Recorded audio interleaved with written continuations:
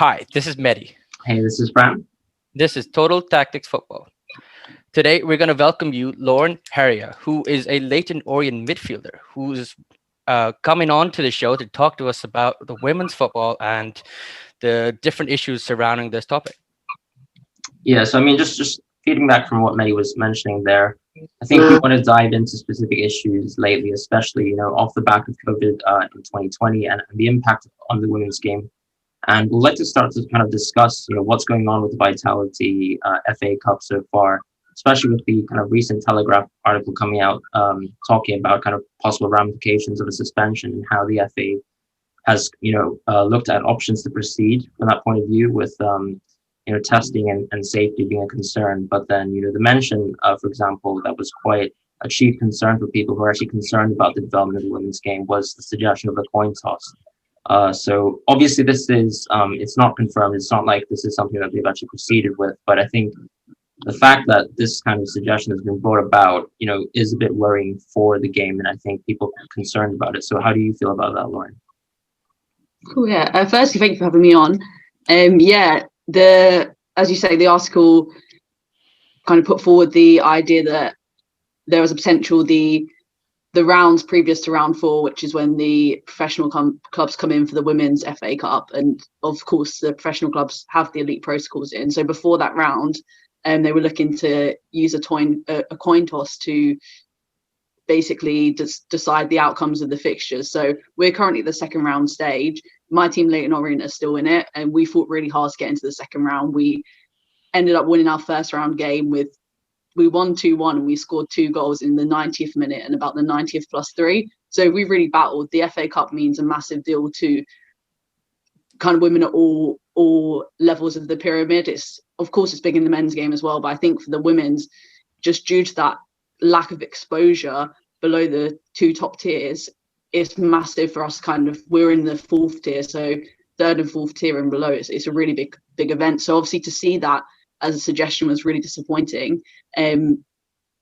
Straight away, as soon as we seen that article come out, we were all discussing it as a team, and we asked our manager, do you know what's going on? He confirmed to us that the FA had been liaising with the managers and the heads of clubs for teams who are in the second round to identify what would be possible. Can we get the elite protocols in? If so, what would that look like? What alternatives would you like to see? So there has been a level of communication between the second round clubs and the FA, which is good to see. But I think for me, a coin toss should never really have been on the table at all. And I think if I think back to the summer when it was the Premier League they weren't sure if that was going to go ahead. Obviously, all of kind of men's football was in that kind of limbo of can we get to go ahead safely or not. The phrase that kept getting used in relation to the men's game was settling the season on sport in merit. That's what we want to do. So to then bring onto the table so quickly in the women's game an idea of a coin toss and just completely remove it from the club's hands, for me, it's not an acceptable solution in any way for the Women's FA Cup. I agree with that. And I think so, as you rightly point out, of course, at one point, the men's game was also potentially postponed. But, looking back at the women's, so I think from my point of view, the article also mentions the fact that the FA wanted to look at, for example, the training camp and scheduling things before that. And do you think perhaps that there is, as you mentioned, an issue with, visibility of the lower leagues in the kind of pyramid right now for women's football? Do you think it's a case of also the FA perhaps just fairly neglecting a portion of women's football as opposed to all of it? Yeah, I mean, I think I've been quite vocal on my social media. I think the FA do let down the women's games at quite a lot of turns. For me, another big example is last summer we got men's football back going, but no women's fixtures resumed after the pandemic. Not Super League, not Championship. And again, that for me was a massive missed opportunity in women's football, because I think if you could have brought back the Super League at least at that point, if you think back to the summer, I know from myself and my friends, we were watching Bundesliga football. We never watched that before, but we were watching it because it was on and it was available. And just getting people that exposure to women's football, if they brought it back over in that period when there was a limited number of games to be watching, I think could have been a really big step forward for the game. So for me, that's another example where I don't think the FA done enough, and I don't think they're thinking progressively enough about women's football. And again, I shared on my Twitter the article from the Telegraph with the caption, "How do you solve a problem like women's football?" And that's how it comes across to me, that, you know, it's a problem to solve. What are we going to do about this? It's not, the thought process isn't, you know, how can we make this happen? It's, should we make this happen? And I think that's a mentality that needs to change in the FA. No, you're absolutely right. I mean, from what I've gathered, a lot of the women's footballers, they are part-time. They are semi-pros who are, you know, trying to look for another source of income. And the fact that, like, last season, FA had a £500,000 prize to distribute amongst the winners and the participants of FA Cup. And for a football industry, that's big, considering that if you cancel the games, some of those teams do not get the chance to play.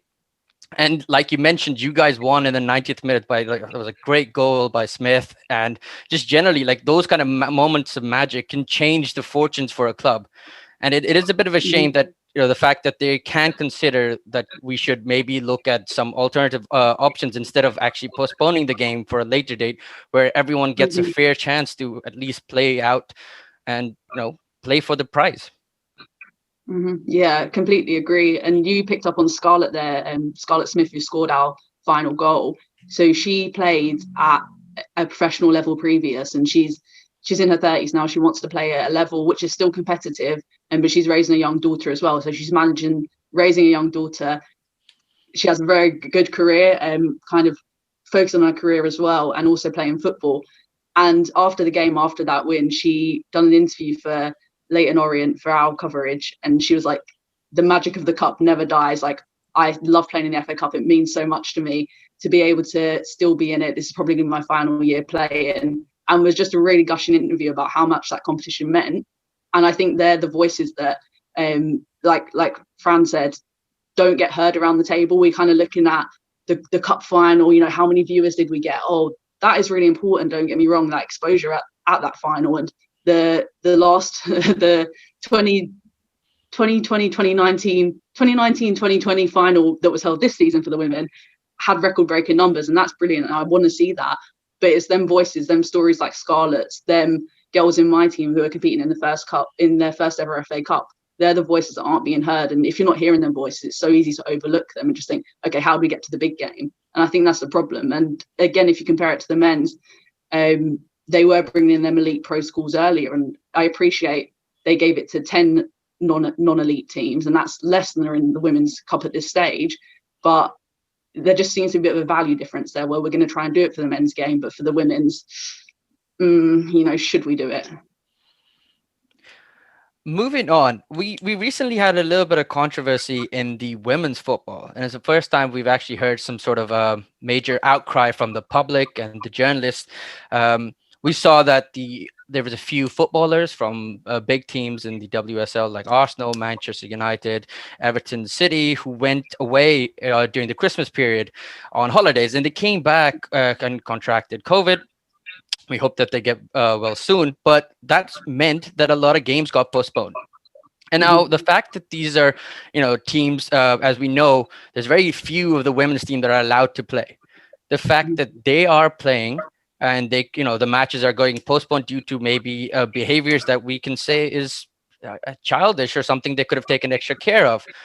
How do you feel as a player who doesn't have the chance to play football right now? I mean, first off, of course, it's the absolute right decision to postpone it and make sure that players, staff, everyone is safe. So I'd say that straight away.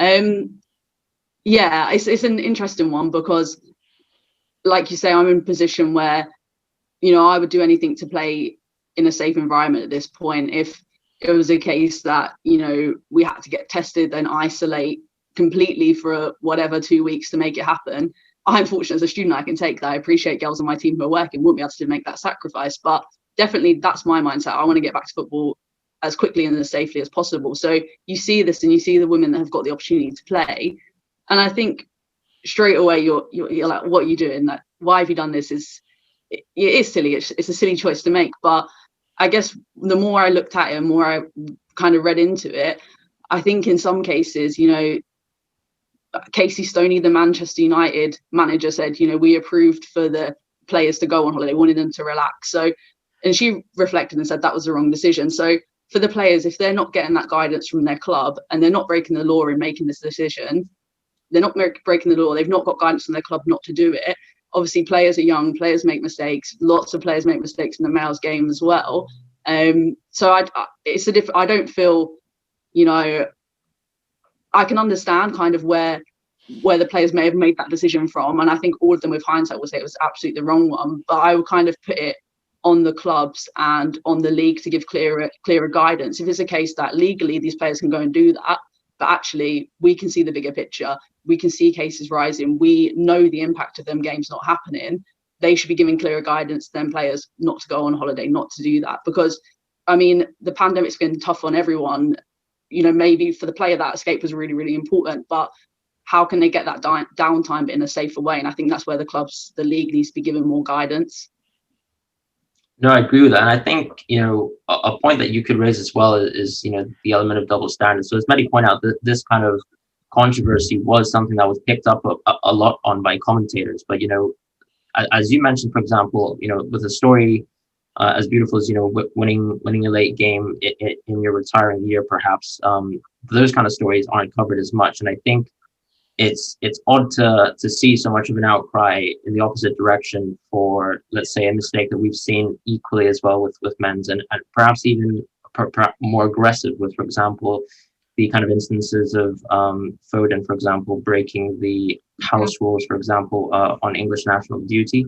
And yeah, so for me, that is what I would be chiefly concerned about as well. And for me, it tells at least that the women's game has a lot of visibility, but it's clear that people still have a bit of a backwards mentality in terms of they're trying to look constantly for issues that I think play, even normal people like us, I'm sure people have broken rules, and it's not like people are proud of that, not necessarily as you mentioned, but it's clear to see that I think people are looking for clear instances to bring down the game as opposed to raise the game. And going back to the general kind of story and why we brought you on here, of course, is we do want to discuss, how are better ways to develop the game. And, from the point of view of the FA, if you contextualize in the history of the game, I think they're probably one of the more backwards FAs if you look nationally across Europe, at least. That they obviously had women's football banned until I think more recently than other countries. And of course, you saw the criticism as well when I think the first women's national team kind of had to kind of play in the nationals team without the kind of authorization of the FA. If you look into the history of the game, and I think it's very odd to see that people have so much interest in a negative point of view, but not the same positively. So how do you feel that kind of affects you? Because you are obviously a sort of figure who's a bit more outspoken. You have social media profiles, and how do you find yourself kind of in this state of the game right now? Yeah, I think it's a really good question. For me, it's something so I've played football since I was maybe 2-3 years old, literally as long as I can remember. And for me now, when I see that the negativity online, I mean, overall in the media, I think there's problems on social media. People always want to tear people down regardless of gender. There is that's a really big issue on social media. But as you said, when it gets to women's football, it's a lot more pointed about gender, and it only takes one player to make an absolute gaff on the pitch and then everyone's jumping on it. This is why women shouldn't play football. Women aren't as good. And it's that it just snowballs really quickly. So yeah, it is an issue. And for me personally, how I deal with it, to be honest, now I just block it out and I focus my energy. And it does upset me at times. I actually struggle when we were in the FA Cup. Our first round of the FA Cup got delayed because we had to stop playing because of COVID and lockdown. And so during that period, obviously I couldn't play, and football for me is a massive way of kind of keeping happy and keeping motivated. So that was taken away from me.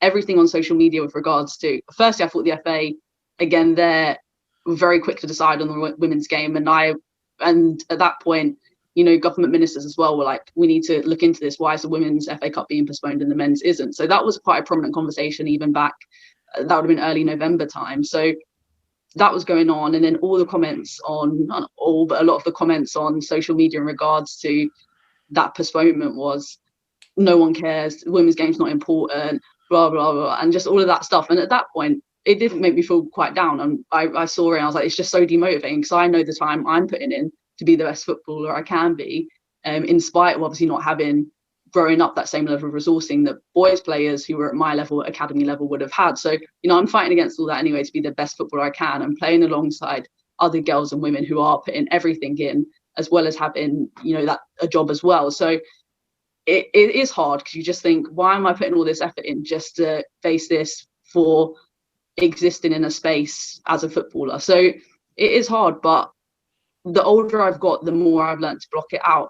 The time I found it really challenging was when I was 16. I stopped playing altogether, and I was getting so much comments from kind of boys in my class, like girls in my class, you know, why are you playing football? Oh, are you gay? Only gay women play football. Why are you doing this? Or you're not going to get money, you're not going to get a career. And at that point I walked away, and I think I'll be lying if I said that wasn't a big motivator in me leaving the game. Partly it was a lack of opportunity to progress. It was a lack of being able to make money in the game, be able to sustain myself. That was a part of it, but it was also this negativity. So I think for me, again, the FA needs to do more on it, because I look at the programs they're doing, like the Wildcats program, which is fantastic, and it's about getting young girls involved in football. Brilliant, keep doing that. But if a girl leaves that session, walks back to class, and then is met with a load of abuse about the fact she's a girl playing football, you're not making the steps you need to make, because you can give them a taste of something they really enjoy, but then they have to fight society to keep playing and progress. So it is an issue, yeah. Well, I mean, that sounds horrible. I mean, and we obviously want the best solutions. It does seem like the major point that you've been putting out there is that it's not just the resources that are going to be available for you to play, but it's also the sort of the mental strength and sort of like training and perseverance that you need to be focused and basically attributed to the players that can actually help these players, young players, sort of, you know, get into this industry. Like you mentioned, you can be interested in this game, you like it, but the abuse and the backlash that you receive can demotivate someone, and we might miss out on some really talented players because of this, because they had to struggle through this. Do you see that there's something that is happening at this moment that we could do more in that sense as a community to sort of focus towards not just like providing the resources, how to develop the women's football at every level, not just the WSL one, which has in the recent years gathered a lot of resources, but the levels below, like in the National League and lower, how we can sort of focus on football there so that we can sort of, you know, improve. Yeah. So I guess as a community and as a society, I mean, in my opinion, it starts with education, you know, educating kids around gender identity, on educating kids that if a woman wants to play football, that's absolutely fine and that should be encouraged. And on the flip side, if you look at men in kind of, in quotations, female dominated sports, so dance, for example, if a boy wants to dance, that's brilliant, let him dance, let him excel. And so I think it starts at that level first and foremost. And in terms of growing that publicity of football specifically, I would encourage anyone, if you like men's football, you know, find out who's your local women's team, when do they play. If you've got a family, it's perfect as well, because you have got lower prices to attend. It is, I mean, there's loads of polls and evidence to suggest that women's sport is a more family friendly environment as well. So, you know, find out, expose your kids to women's sport, make it the norm. That's really, really important as well. And even if you don't like men's football, of course, men's football, women's football is both football, but I think there's a lot of differences within the game as well. And I've certainly spoke to a lot of people who watch women's football, but actually don't watch men's football, and that's men and women as well, because they like the technical side of the women's game more, and they feel it in some ways is a bit more technical. So it's not as physical. Like, I'm not going to lie, I'm not as strong as a guy playing football. I'm sure some women are stronger than some of the men playing, but actually on the whole, it is a more technical game. It's more about position and passing. It's less about them big crunching tackles. So I think there's a beauty in the sport there as well, which some people do find it very appealing to watch. So yeah, I think it starts with clubs need to be proactive in getting that exposure out. And when you've got women's clubs linked to men's clubs, their men's clubs should be proactive in shouting about the women's team and saying, this is them, go watch them. But the other side to that is, if you've got the time and you want to go and watch sport, be proactive, find out where your women's team are playing, get down and support them, because it might not be as obvious as the big stadiums you're going to see for the men's or whatever. So it will take a bit of work, but yeah, I think it's a great environment when you get there.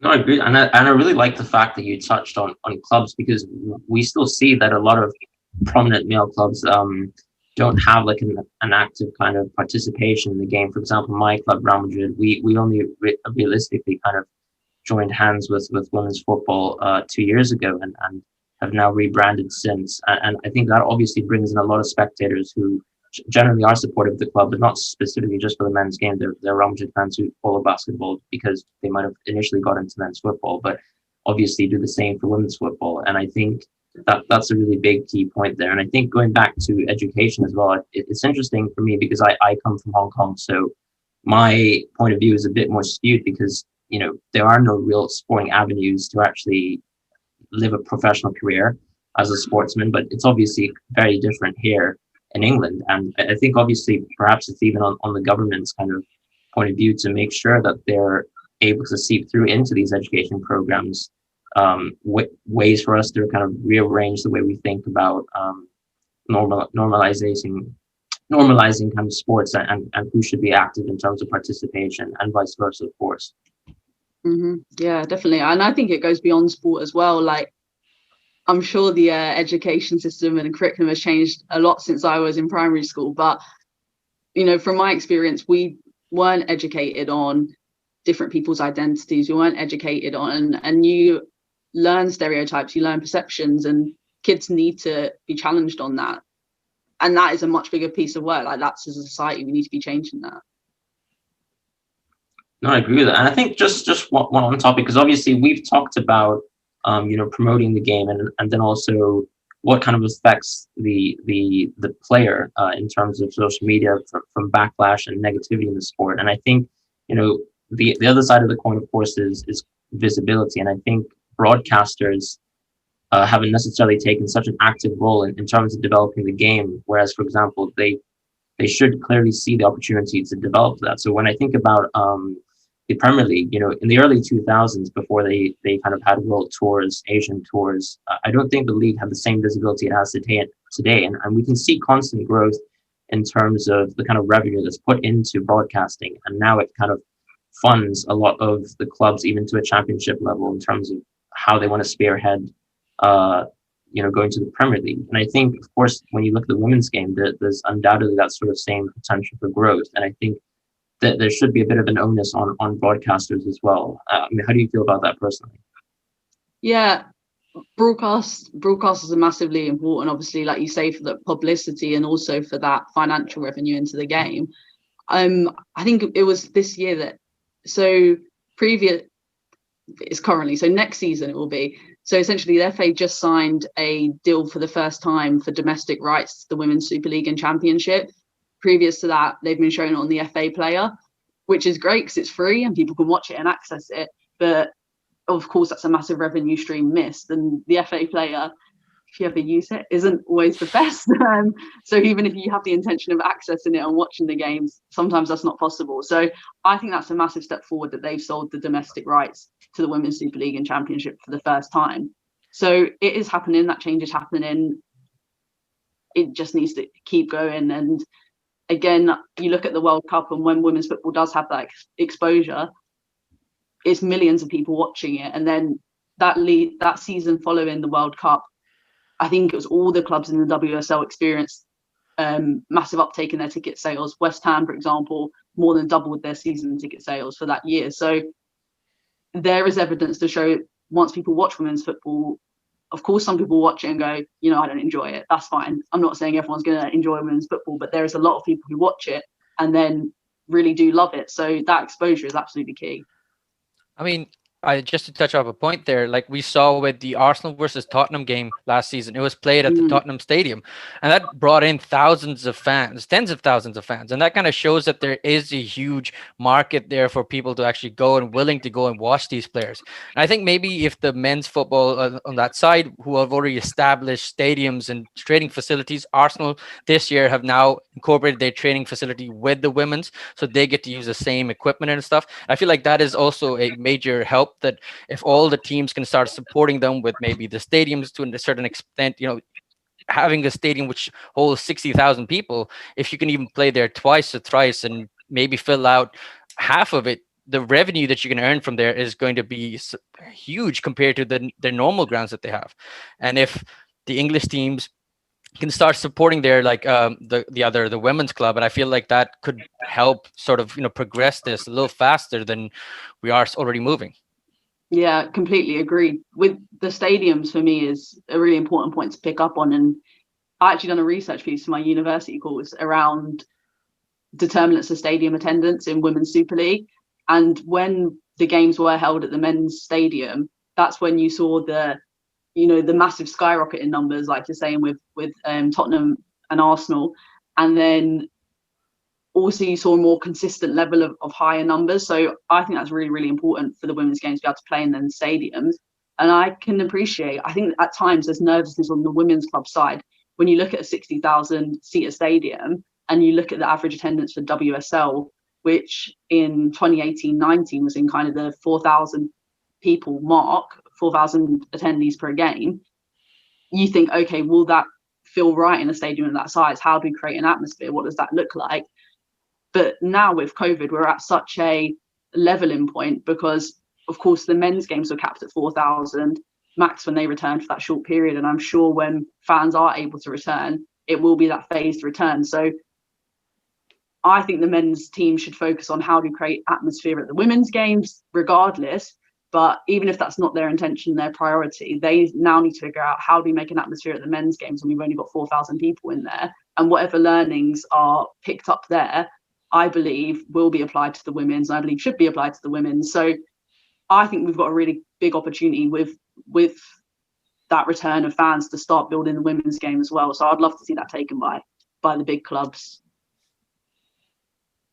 I think you've covered a lot here, and I just really like the you putting your personal story in terms of your trials and tribulations with football as well, kind of moving in and out of the game. So I remember watching, for example, a Hector Bellerin podcast with Alex Scott, and she was discussing kind of her up and coming in terms of the game, in terms of playing for Arsenal, not being paid to play, getting a kit from the kit man who would kind of go out of his way to make her a kit, and the kind of progress that we've seen from the game, of course, is, I think, admirable. But for me, I think it's really nice that we actually have you here, because you are just like her, for example, on a greater point of view, because she's finished her career now, and she is a representative and a figure for the game that I don't think we had, for example, 5-10 years ago, or whether on broadcasting or outside of coverage of the Women's World Cup. So I think it's fantastic from my point of view that